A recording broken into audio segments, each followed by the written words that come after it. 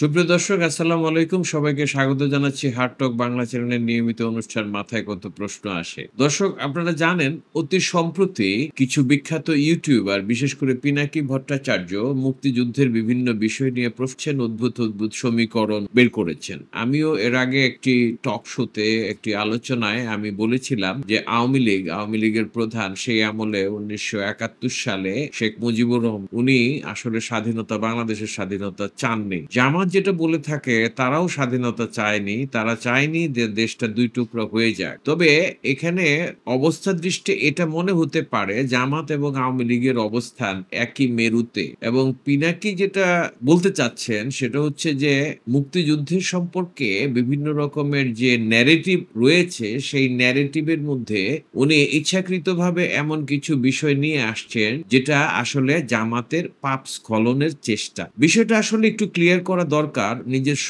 অবস্থানও clear করা দরকার। আমাদের অবস্থানও ক্লিয়ার করা। সেটা হচ্ছে যে আওয়ামী লীগের সর্বোচ্চ নেতৃত্ব শেখ মুজিবুর রহমান উনি চাননি, উনার একটা গ্রাউন্ড ছিল যেহেতু আওয়ামী লীগ সংখ্যাগরিষ্ঠ আসনে জিতেছিল সেই ১৯৭০ এর নির্বাচনে। সেহেতু আওয়ামী লীগ চেয়েছিল যে তারা নিয়মতান্ত্রিকভাবে শেখ মুজিবুর রহমান চেয়েছিলেন নিয়মতান্ত্রিকভাবে জাতীয় সংসদের অধিবেশন ডাকা হোক, আওয়ামী লীগ ক্ষমতায় যাবে, পাকিস্তানের নেতৃত্বে সরকার গঠন করবে হচ্ছে আওয়ামী লীগ। এটা ছিল আওয়ামী লীগের অবস্থান। জামাতের অবস্থান কিন্তু তা ছিল না। জামাত কিন্তু ১৯৭০ এর নির্বাচনে আসন পায়নি। তাদের সরকারে যাওয়ার কোনো বিষয় ছিল না। কিন্তু পাকিস্তানিদের পক্ষ হয়ে তারা সরাসরি মুক্তিযুদ্ধের বিরোধিতা প্রতিরোধ যুদ্ধের বিরোধিতা করেছে। আওয়ামী লীগ কিন্তু সেটা করেনি। আওয়ামী লীগ দলগতভাবে তাদের চিন্তার জায়গাটার মধ্যে বিভিন্ন রকমের মতবিরোধ ছিল, মতানৈক্য ছিল। আওয়ামী লীগের সবাই যে স্বাধীনতার বিরুদ্ধে ছিলেন বা স্বাধীনতা চাননি বিষয়টা এমন নয়। বিশেষ করে আওয়ামী লীগের ছাত্রনেতা তোফায়েল আহমেদ, আব্দুর রাজ্জাক, তারপরেও সিরাজুল এই শেখ ফজলুল হক মনি, এরা কিন্তু আপনার প্রবলভাবে স্বাধীনতার পক্ষে ছিলেন। পাকিস্তানের অত্যাচার, তাদের যে নির্যাতন এবং তাদের যে এই দেশকে শোষণ করার, পূর্ব পাকিস্তানকে শোষণ করার যে ধারাবাহিকতা ছিল সেটার বিরুদ্ধে শক্তভাবে দাঁড়িয়েছিলেন। তারা কিন্তু আওয়ামী লীগেরই একটি এখন আওয়ামী লীগে মানে মুক্তিযুদ্ধে ৭১ এর মুক্তিযুদ্ধে আওয়ামী লীগের ভূমিকা নিয়ে বিভিন্ন তর্ক-বিতর্ক থাকতে পারে। এটা ব্যাখ্যা করা যায়, এটা নিয়ে আলোচনা করা যায়। কিন্তু তার মানে এই না যে জামাত এবং আওয়ামী লীগ একই মেরুতে দাঁড়িয়েছিলেন। জামাত কিন্তু সরাসরি বিরোধিতা করেছে এবং পাক বাহিনীর সাথে যারা এই দেশে আক্রমণ চালিয়েছে, এই দেশের সাধারণ মানুষকে হত্যা করেছে, তাদের সঙ্গে তাল মিলিয়ে বিভিন্ন বাহিনী তৈরি করেছে এবং এই দেশের মুক্তিযোদ্ধাদেরকে প্রতিহত করার ক্ষেত্রে এই তাদের তৈরি করা রাজাকার, আলবদর, আলসাম এই সমস্ত বাহিনী কিন্তু গুরুত্বপূর্ণ ভূমিকা রেখেছে। অর্থাৎ তারা সরাসরি মুক্তিযোদ্ধাদের বিরোধী অবস্থান নিয়েছিল যেটা আওয়ামী লীগ নেয় নাই। তো এই বিষয়গুলি আসলে একটু স্পষ্ট হওয়া দরকার। এখন পিনাকি ভট্টাচার্য যেটা করছেন সেটা হলো যে ৭১ এ জামাতের পাপ স্খলন। মানে উনি স্পষ্টই উনার একটি ভিডিওতে বলেছেন এই কথা যে জামাতকে দমিয়ে রাখার পদ্ধতি হলো ৭১ কে সামনে নিয়ে আসা। আসলে বিষয়টা এরকম না। ৭১ এর মাধ্যমে বাংলাদেশের জন্ম এবং বাংলাদেশের পথ চলা শুরু কিন্তু ৭১ এ। এটাকে অস্বীকার করার কোনো জো নেই। যারাই রাজনীতি করতে চান বা যারাই এদেশের ক্ষমতায় আসতে চান তাদেরকে তো যে বেসটা, ভিত্তিটা যে বাংলাদেশ, এই যে স্বীকৃতির জায়গাটা, এই জায়গাটা তো দিতে হবে। সেখানে জামাত ৭১ এর ভূমিকা নিয়ে কিছু ব্যাখ্যা দিয়েছে যে আমরা সে সময় চাই নাই দেশটা ভাগ হোক। আমাদের যদি কোনো ভুল হয়ে থাকে তাহলে সেটা ক্ষমা সুন্দর দৃষ্টিতে দেখবেন এবং জামাতের নেতারা যে কথাগুলি বলতে চাচ্ছেন সেটা হচ্ছে যে আমাদের অনেকের ওই সময় জন্মই হয় নাই। তাহলে জন্মই যদি না হয় সুতরাং ওই সময়ের কর্মকাণ্ডের ফল ভোগ করার কথা আমাদের না। এখন প্রশ্নটা হচ্ছে এই জায়গাটায়, সেটা হচ্ছে যে ঠিক আছে তাদের জন্ম ওই সময়কার না।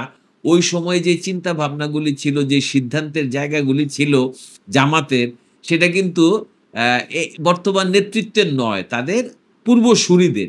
এখন আমার কথাটা হলো যেটা, সেটা হলো যে এই যে পূর্বসূরিরা এই সিদ্ধান্তটা নিয়েছিলেন, তারা কি কখনো স্পষ্ট করে বলেছেন যে এটা ভুল ছিল, এই সিদ্ধান্তগুলি ভুল ছিল এবং তারা যে শুধু এই রাষ্ট্রের জন্মের বিরোধিতা করেছেন তা নয়, তারা তো সরাসরি পাক হানাদার বাহিনী, এই হানাদার বাহিনী এই সত্য তো বদলে যায়নি। তারা হানাদার বাহিনী ছিল, তারা এই দেশের সাধারণ মানুষকে হত্যা করেছেন নির্বিচার। এটা তো অস্বীকার করার জো নাই। যতই পিনাকি ভট্টাচার্য বলেন না কেন যে মারা গেছিল ২০০০, এটা তো সত্য না।